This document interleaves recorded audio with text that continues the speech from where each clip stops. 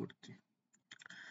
আচ্ছা, তাহলে আমাদের সি প্লাস প্লাস প্রোগ্রামিং এর যেটা বিষয় সেটা হচ্ছে প্রথমেই header file include hash include iostream এবং তার সাথে ইউজিং নেমস্পেস এসটিডি এটা লিখতে হবে।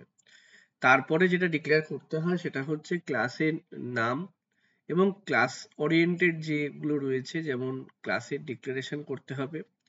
যেমন এখানে দেখতে পাচ্ছ ক্লাসের নাম হচ্ছে পার্সন, ঠিক আছে, এবং তার যে ভেরিয়েবল গুলো আছে সেটা হচ্ছে পার্সন নেম, ঠিক আছে, নেম হচ্ছে ক্যার, CHAR ক্যার। তোমরা জানো ক্যার মানে হচ্ছে ক্যারেক্টার ডেটা টাইপকে বোঝানো হচ্ছে, এবং ব্র্যাকেটে কত 30 লেখা আছে, মানে 30 ক্যারেক্টারের হবে। এবং নিচে দেখো INT এজ, মানে তোমার এই এজ বয়সটা হবে আমাদের ইন্টিজার নাম্বার। এবং এখানে কিন্তু এই ক্লাস ওরিয়েন্টেড যে ফাংশন তুমি ব্যবহার করবে সেই ফাংশনটাকেও এখানে ডিক্লেয়ার করা হয়, এবং সেটা পাবলিক না প্রাইভেট সেটাও বলে দিতে হয়, সেই জন্য পাবলিক লেখা হয়েছে এখানে। পাবলিক লিখলে কি হচ্ছে, বাইরের কোনো ফাংশন দ্বারা সেটা অ্যাক্সেস করা যায়, সেই জন্য পাবলিক লিখতে হয়, ঠিক আছে। এবং পাবলিক এখানে কি লেখা আছে, গেট ডেটা, মানে ভয়েড কথাটা অর্থ হচ্ছে নাল বোঝাচ্ছে, এটা না লিখলেও চলে, ঠিক আছে, তাও এখানে লেখা হয়েছে ভয়েড গেট ডেটা ব্র্যাকেটের মধ্যে ভয়েড সেমিকোলন। আবার এখানে লেখা হচ্ছে ভয়েড ডিসপ্লে ভয়েড, মানে ব্র্যাকেটের মধ্যে সেমিকোলন। এই যে লেখাটা দেখতে পাচ্ছ এটা মানে ভয়েড কথাটা না অনেক সময় লেখাও হয় না, আমরা ভয়েড ছাড়াও কিন্তু আমরা লিখে থাকি।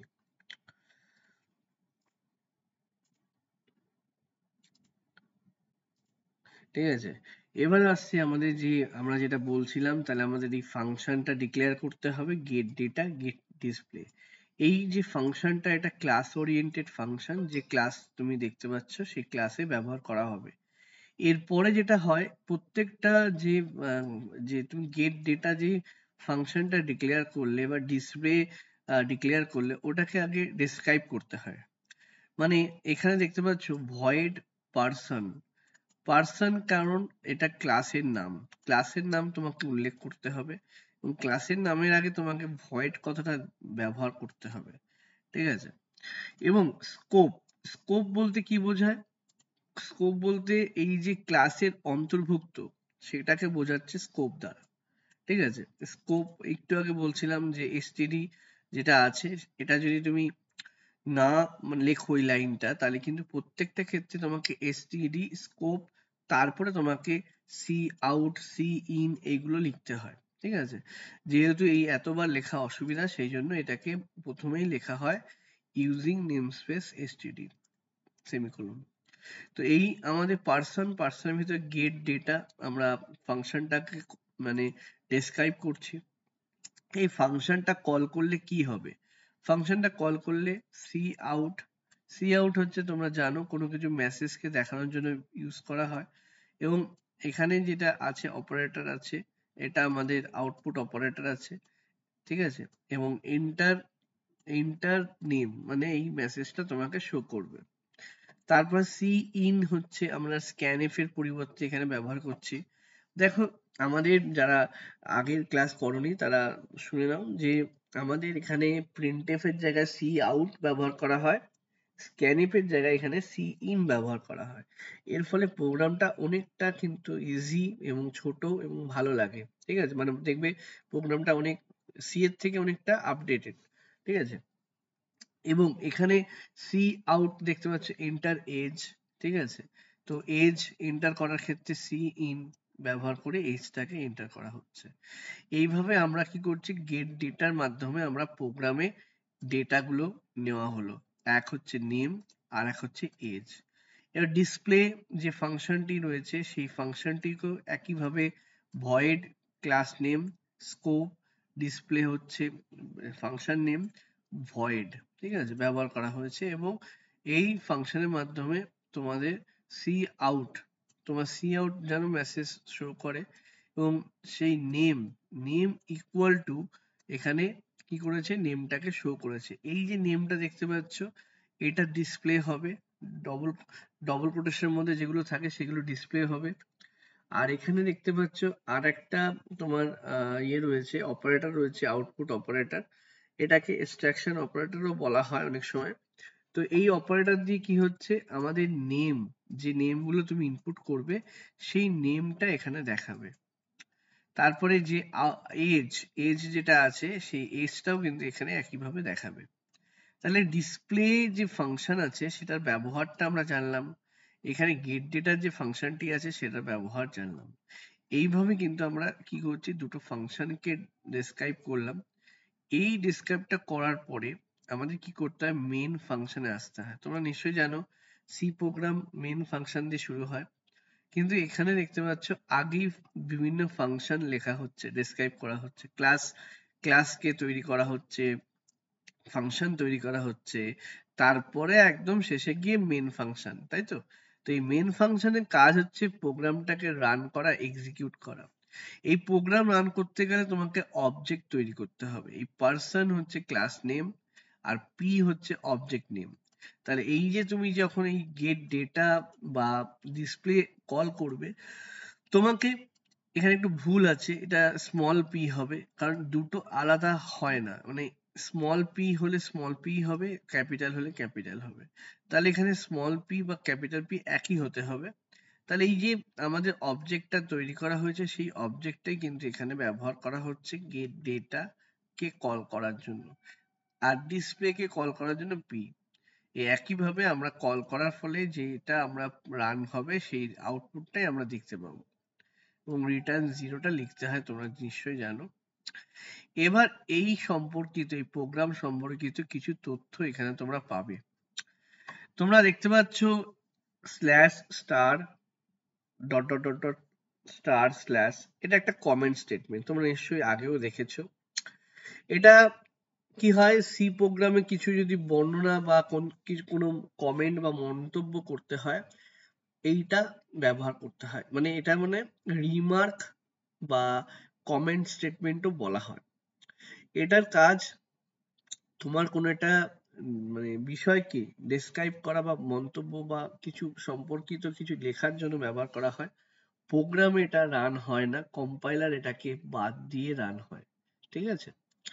তারপরে চলে আসি হ্যাজ ইনক্লুড আইওস্ট্রিম স্টেটমেন্টে হচ্ছে হেডার ফাইল যুক্ত একটা প্রি প্রসেসিং ডাইরেক্টিভস। এই স্টেটমেন্টটির মাধ্যমেই কিন্তু সি প্লাসে আইওস্ট্রিম নামে হেডার ফাইলটা যুক্ত হয়েছে।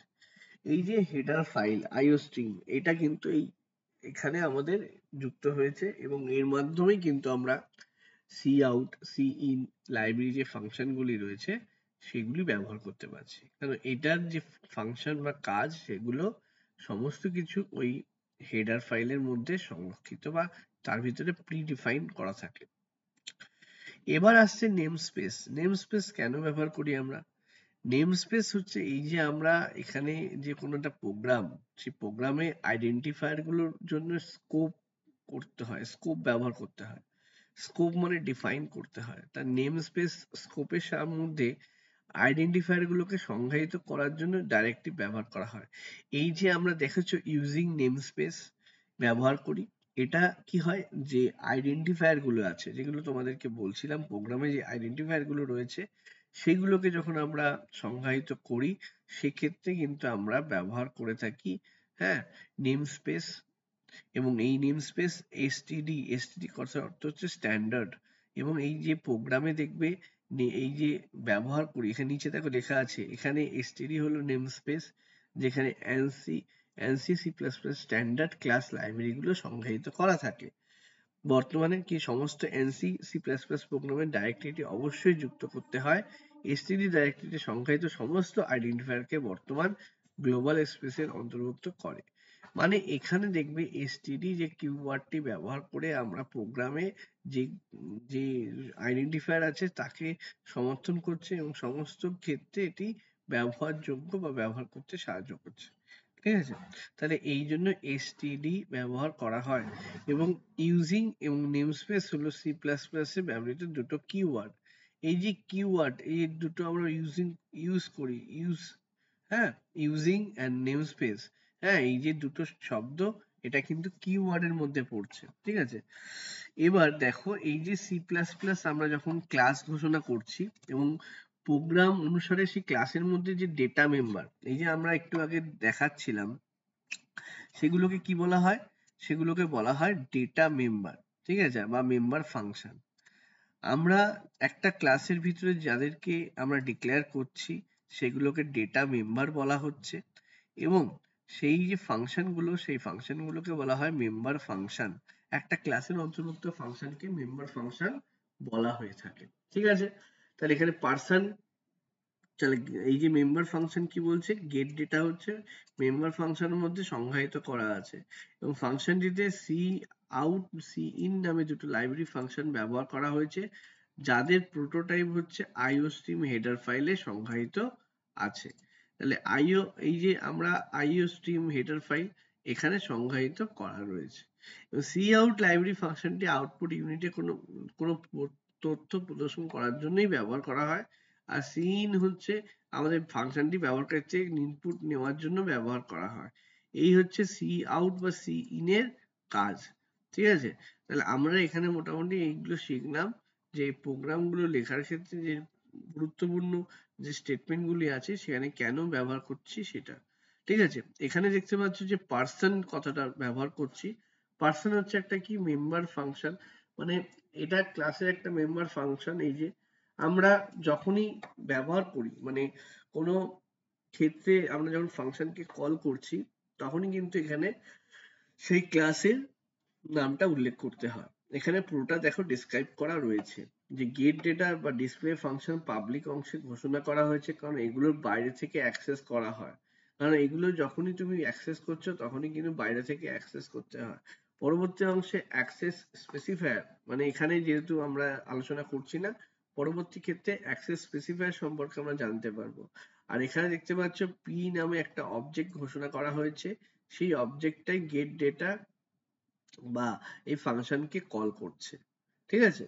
তাহলে এই যে আমরা যে সি প্লাস প্লাস প্রোগ্রামটা দেখলাম, সি প্লাস প্লাস প্রোগ্রামে কিন্তু এই যে গঠনটা ভালো করে দেখতে হবে, এই গঠনের সাহায্যে কিন্তু আমরা এই যে প্রোগ্রামটা দেখতে পাচ্ছ, প্রোগ্রামটা রান হচ্ছে, এবং পরবর্তীকালে এই প্রোগ্রামের উপরেই সমস্ত কিছু তোমাদের নির্ভর করছে, প্রজেক্ট বা তোমাদের এই যে প্রোগ্রামগুলো ভালো করে দেখতে হবে, কারণ একটা সি প্লাস প্লাস এর প্রোগ্রাম তোমাদের কিন্তু পরীক্ষায় আসবেই, ঠিক আছে। এখানে কি করে সি প্লাস প্লাস প্রোগ্রামকে সম্পাদন করা যায় সেই সম্পর্কে এখানে দেওয়া আছে, এটা আমাদের প্রয়োজন নেই। তোমরা নিশ্চয়ই জানো প্রোগ্রাম তৈরি করা, কম্পাইল করা, তারপরে সেই লাইব্রেরি ফাইলগুলোর সাথে, মানে আমরা যখন ফাংশনটা রান করি সেই লাইব্রেরি ফাংশনের সাথে সাথে যুক্ত হয় এবং লাস্টে প্রোগ্রামটা সম্পাদন হয়। এইভাবে প্রোগ্রামটা হচ্ছে, এটা দরকার নেই, প্রয়োজন নেই। এবার আমরা চলে আসি C plus plus program compile করা, রান করা। এখানে দেখবে সি প্লাস প্লাস একটা প্রোগ্রাম দেওয়া আছে যেটা ক্লাস ক্লাস অন্তর্ভুক্ত নয়, মানে ক্লাস বাদে। এখানে দেখতে পাচ্ছ প্রথমেই যে দুটো ফাইল তোমাদের বললাম, যে এই দুটো মানে ফাইল নয়, এটা স্টেটমেন্ট তোমাকে লিখতে হবে। এটা তোমাকে হেডার ফাইল আছে, যেটা হেডার, যেটা স্টেটমেন্ট, সেটা অবশ্যই লিখতে হবে। তারপরে হচ্ছে মেন ফাংশন শুরু হচ্ছে int মেন, তারপরে int a equal to 5 b equal to 10, temporary কোন একটা ভেরিয়েবল ঘোষণা করা হয়েছে এখানে, and see out before swapping, ঠিক আছে। আর এখানে আমাদের যেটা রয়েছে কোন একটা সংখ্যাকে ইন্টারচেঞ্জ বা সোয়াপ করা, সেখানে প্রথমেই কি হচ্ছে, প্রথমে তোমার সংখ্যাটাকে দেওয়া হয়েছে 5 and 10 দেওয়া হয়েছে। তাহলে এখানে cout a equal to কত সেটা লিখতে হবে, বি ইকুয়াল টু কত সেটা লিখতে হবে। তাহলে এখানে যে মানগুলো আছে সেই মানগুলো বলে দেওয়া হচ্ছে, এবং এখানে temp A equal to temp equal to A, তারপরে A equal to B, B equal to temp, ঠিক আছে। মানে সোয়াপ মানে কি, একটা মানকে অন্য একটা, মানে এ যদি 5 হয় সেই মানটা বি ইকুয়াল টু 5 হবে, বি যদি 6 হয় এ হচ্ছে 6 হবে, এরকম মানে মান সোয়াপ করা, ঠিক আছে। তো এখানে এইভাবে কিন্তু আমরা প্রোগ্রামটাকে লিখে আমরা প্রোগ্রামটাকে সলভ করেছি, দেখতে পাচ্ছ এইভাবে বইতে করা আছে, এইভাবে করে প্রোগ্রামটা একদম ইজি প্রবলেম, সেটা তোমরা নিশ্চয়ই জানো, ঠিক আছে। এবার এখানে একটা জিনিস দেখতে পাচ্ছ, এন্ড এল। এন্ড এল কেন ব্যবহার করা হচ্ছে, এন্ড এল হচ্ছে নিউ লাইনের জন্য ব্যবহার করা হয়, এন্ড এল, ঠিক আছে। নিউ লাইন, নতুন লাইন আসবে। দেখো যারা যারা ক্লাস করছো তারা বলো যে তোমাদের কোনো বুঝতে অসুবিধা হচ্ছে কিনা সেটা আমাকে জানাও।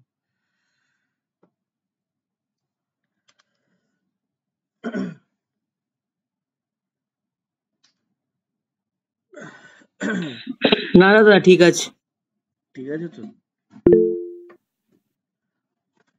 আজকে আসেনি অনেকে।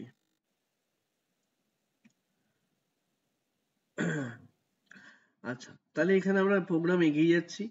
তারপর দেখতে পাচ্ছ ক্লাস, একটা C plus plus program class দিয়ে, তার মানে একটা সিম্পল প্রোগ্রামও হয়, আবার তোমাদের ক্লাস ব্যবহার করেও হয়।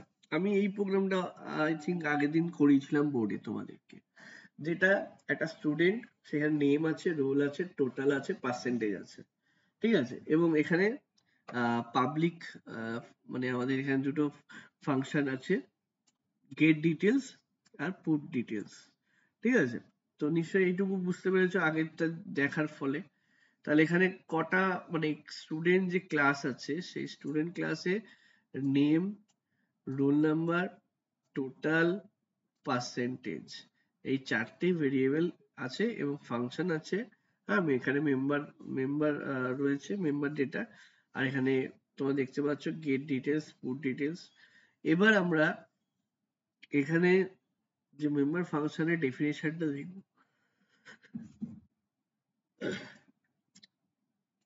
তাহলে এই লাইনটা তোমাদের অবশ্যই লিখতে হবে, ভয়েড স্টুডেন্ট, স্টুডেন্ট হচ্ছে ক্লাসের নাম, স্কোপ, গেট ডিটেলস, ভয়েড। তারপরে সি আউট, এন্টার নেম, এখানে নেম ইনপুট করা হচ্ছে, রোল নাম্বার ইনপুট করা হচ্ছে, টোটাল ইনপুট করা হচ্ছে, দেন পার্সেন্টেজটাকে ক্যালকুলেট করা হচ্ছে, করে এখানে বের করা হচ্ছে। কারণ এখানে যে নাম্বারটা রয়েছে সেই নাম্বারটা টোটাল নাম্বার বলে দেওয়া আছে, সেটাকে পার্সেন্টেজে বের করছে। এখানে পার্সেন্টেজ কত আছে সেটা দেখতে হবে। পার্সেন্টেজটা তোমার কিন্তু ফ্লোট মানে পয়েন্টে আসতে পারে। তাহলে এখানে তোমাদের কিন্তু যে যে ইনপুট নেওয়া হচ্ছে সেগুলো সবই বেশিরভাগ ক্ষেত্রে ইন্টিজার। হ্যাঁ, ইন্টিজার মান নেওয়া হচ্ছে, মানে টোটাল মার্কসটা ইন্টিজার। তাহলে এখানে যেটা দেখাবে সেটা ফ্লোটে দেখাবে। তো ফ্লোটে দেখানোর জন্য এখানে আগের থেকেই কি করা হয়েছে, ফ্লোট লিখে দেওয়া হয়েছে, ঠিক আছে। আউটপুটটা আউটকাম হবে কি, ফ্লোট। এবার এখানে একইভাবে ভয়েড স্টুডেন্ট পুট ডিটেলস এটা লেখা আছে, এবং এর ফলে যে আউটপুটটা আমরা পাবো, স্টুডেন্ট ডিটেলস, তারপরে হচ্ছে নেম, রোল নাম্বার, তারপরে হচ্ছে টোটাল, পার্সেন্টেজ, এগুলো পরপর পরপর দেওয়া আছে। যেমন করে আমাদের যেমন আমাদের এটা লিখতে হয়, নেম, ঠিক আছে, রোল নাম্বার, তারপরে টোটাল, মানে এটা একটা লাইনে তোমাকে লেখা হয়েছে। এবং এখানে একটা লাইনে লেখার জন্য যেটা করতে হয় সেটা হচ্ছে আমাদের যে এই যে সিম্বল আছে তোমাদের এক্সট্রাকশন অপারেটর, সেটাকে ব্যবহার করতে হয় পরপর, ঠিক আছে, আর কিছুই না। এবার এখানে কি হচ্ছে দেখো, এই মেন ফাংশনটা যখন তোমার কল করা হচ্ছে, এই মেন ফাংশনটার ভিতরে কিন্তু তোমাকে স্টুডেন্ট, এখানে এসটিডি ব্যবহার করেছে, এসটিডি ব্যবহার করা উচিত নয়। এখানে স্টুডেন্ট ক্লাসের নাম, এখানে এসটিডি মানে এখানে ফাংশনটাকে বোঝানোর চেষ্টা করছে, কিন্তু এখানে অবজেক্টের নাম এসটিডি দেওয়া হয়েছে। তাহলে অবজেক্ট নেম হচ্ছে এসটিডি, এসটিডি তাহলে কল করছে একইভাবে। এই প্রোগ্রামটা এইভাবে হলো। দেখো, বুঝতে পেরেছো?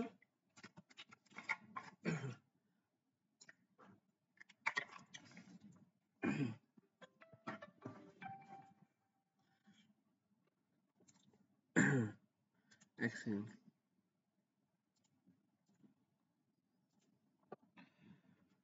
হ্যাঁ বলো। ক্লাস নিচ্ছি অনলাইনে।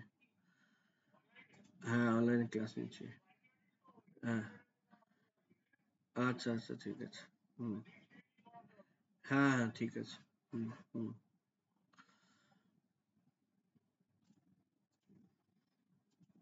আচ্ছা, দেখো এবার আসছে আমাদের কম্পাইল।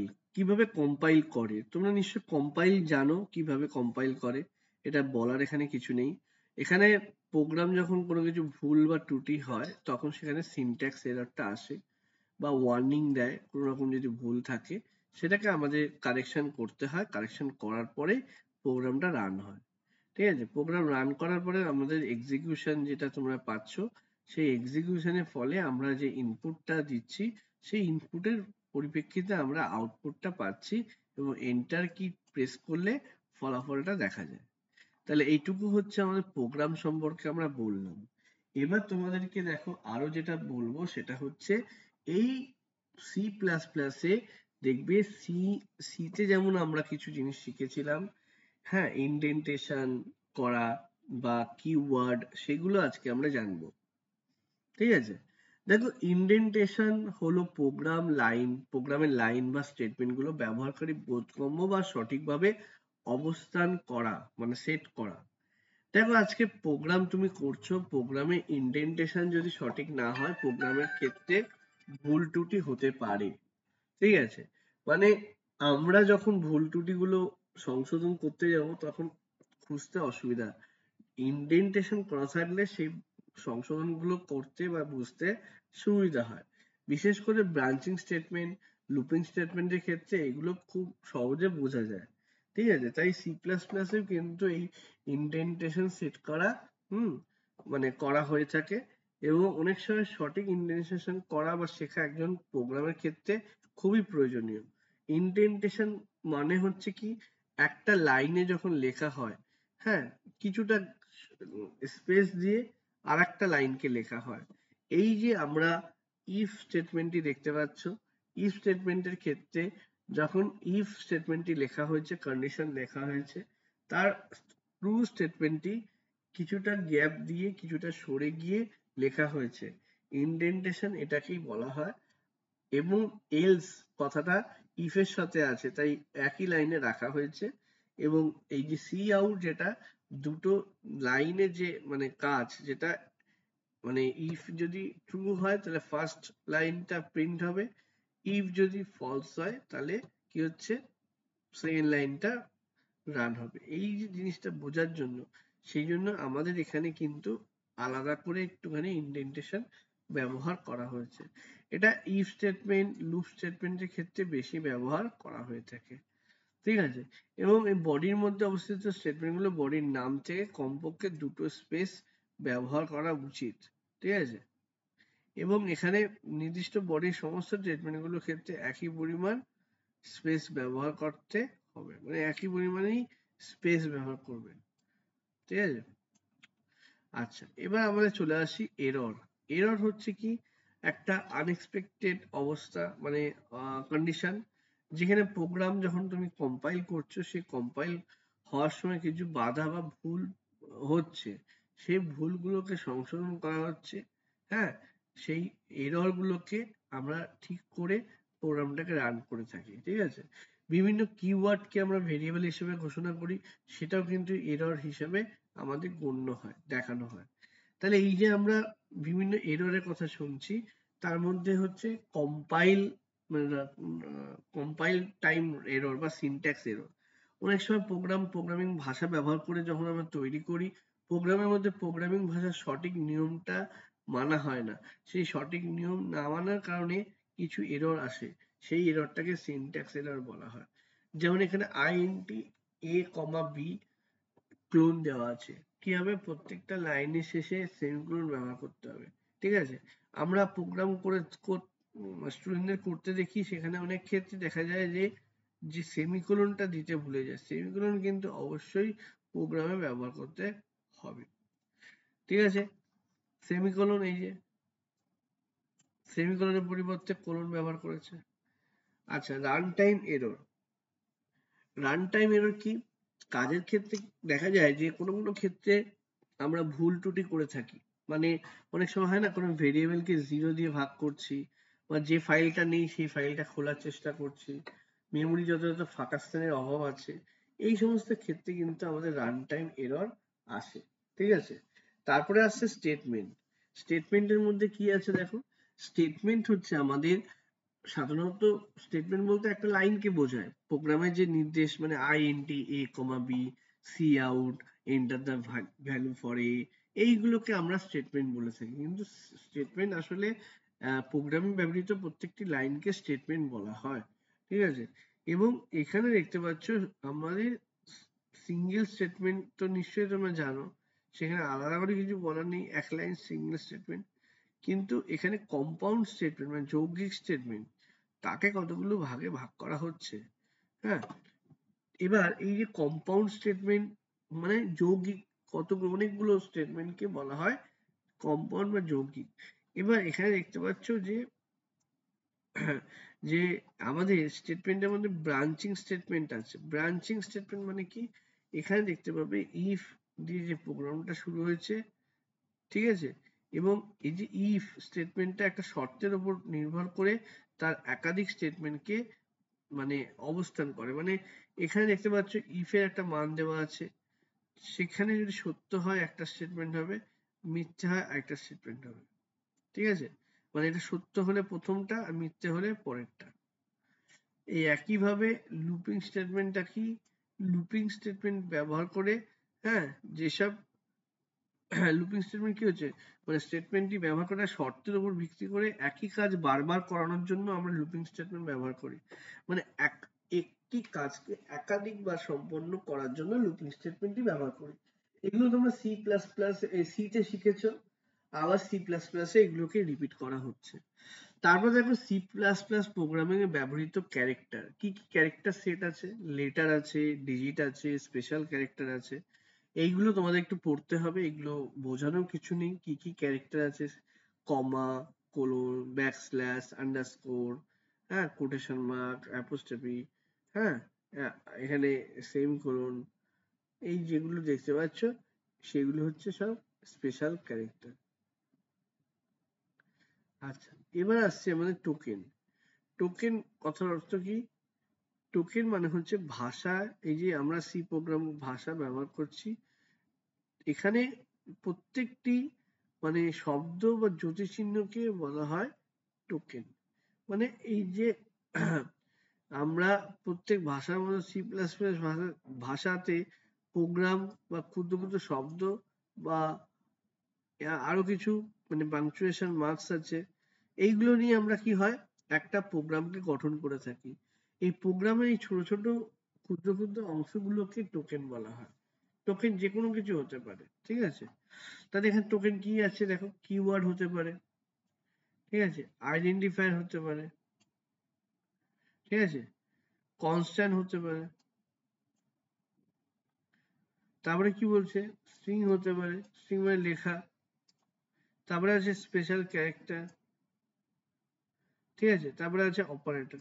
এগুলো সবগুলোকেই কি বলা হয়, এইগুলোকে বলা হয় টোকেন, ঠিক আছে। আচ্ছা, এবার চলে আসি আমরা কিওয়ার্ড। রেকর্ডিং হচ্ছে তো। কিওয়ার্ডে কিছু রিজার্ভ ওয়ার্ড আছে।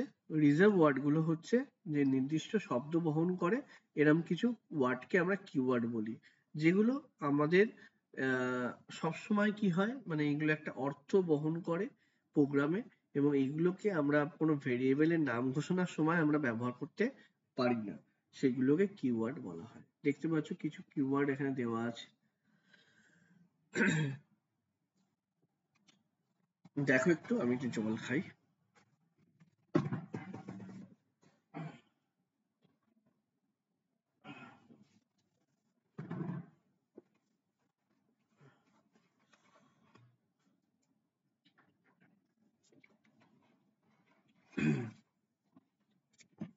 ঠিক আছে, এবার চলে আসো আইডেন্টিফায়ার। দেখো এগুলো একদম সহজ আছে, তোমরা নিজেরা করতে পারবে।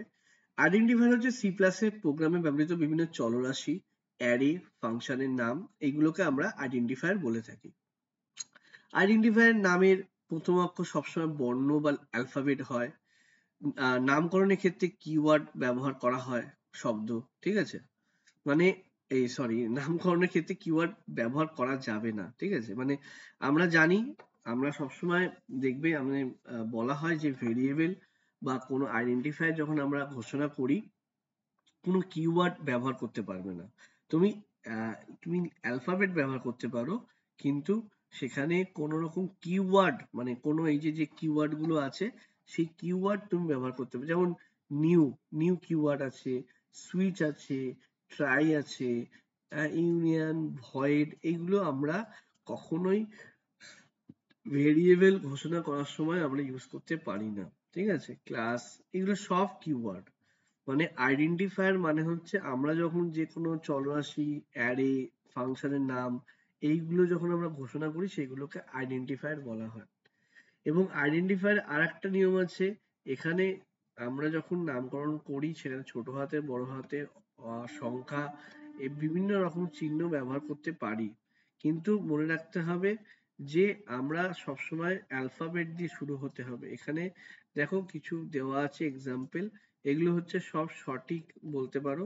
ঠিক আছে, নামকরণের ক্ষেত্রে আবার হোয়াইট স্পেস ব্যবহার করা যায় না। দুটো শব্দের মাঝখানে যদি মানে তোমাকে স্পেস দেওয়ার বদলে তোমাকে আন্ডারস্কোর ব্যবহার করতে হবে, স্পেস ব্যবহার করা যাবে না। ঠিক আছে, তারপর আছে লিটারেল। লিটারেল মানে কি, মানে আমরা যে সমস্ত অ্যালফাবেট বা সংখ্যা যেগুলো মানে পরিবর্তন করা যায় না, ঠিক আছে, মানে যেগুলো পরিবর্তন করা যায় না সেই সমস্ত প্রোগ্রামের স্বাধীন বা একই থাকে তাহলে লিটারেল বলা হয়।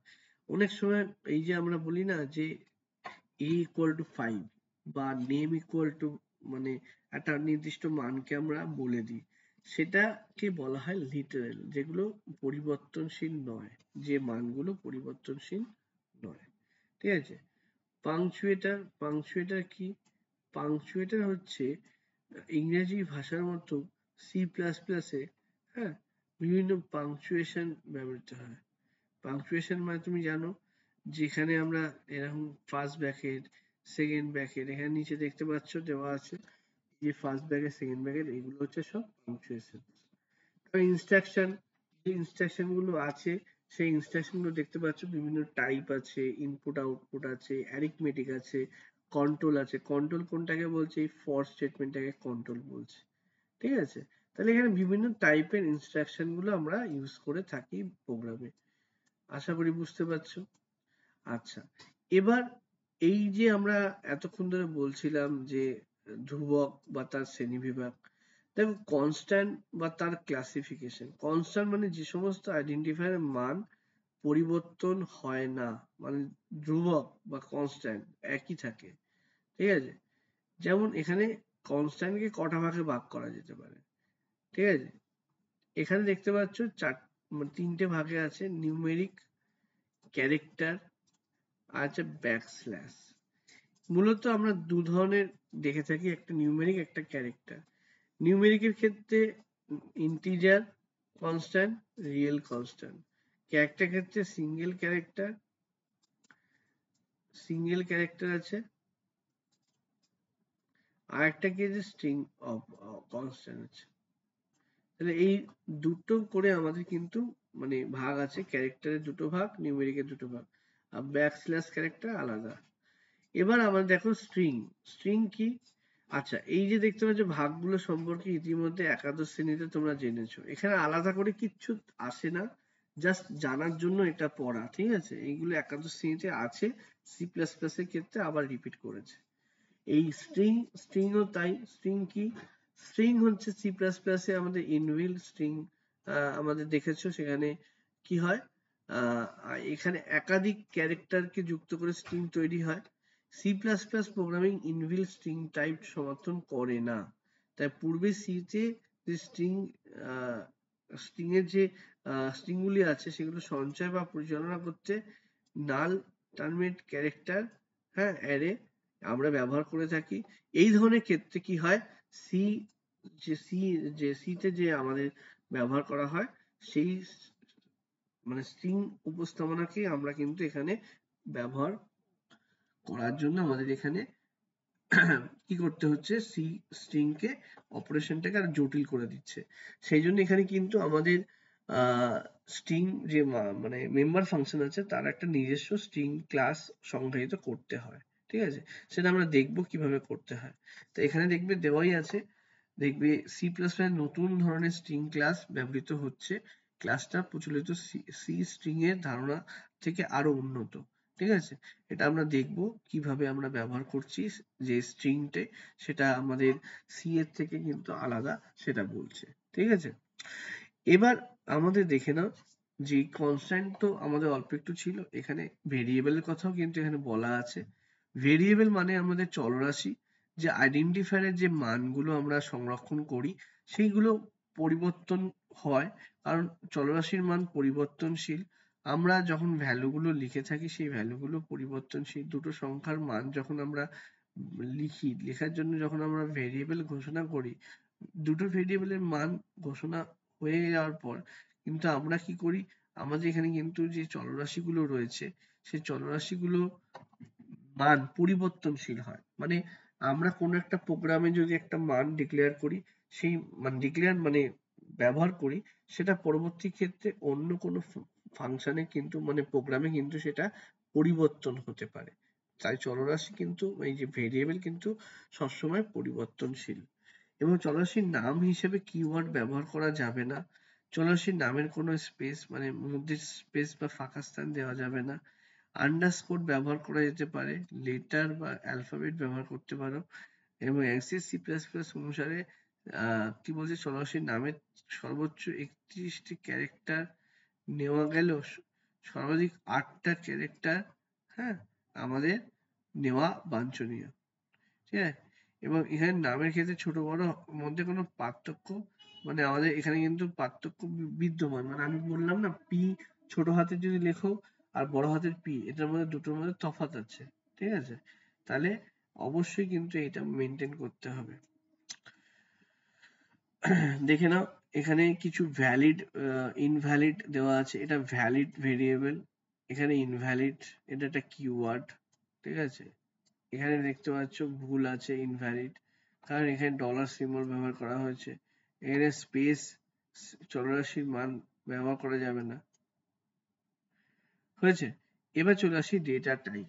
ডেটা টাইপ কি আছে? বিভিন্ন ধরনের ডেটা টাইপ আছে। দেখো, একটা ইউজার ডিফাইন ডেটা টাইপ, একটা ডেরাইভ ডেটা টাইপ, আর একটা build in data type, build in type. সেটা নিশ্চয়ই তুমি জানো যে একটা ইন্টিজার আর একটা ফ্লোটিং হয়, তাই তো?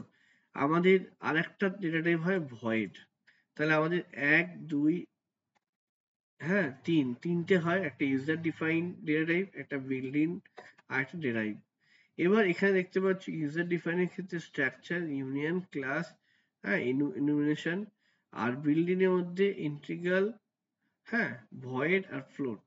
আর এখানে ডেরাইভ মানে হচ্ছে অ্যারে, হ্যাঁ, ফাংশন, পয়েন্টার, রেফারেন্স।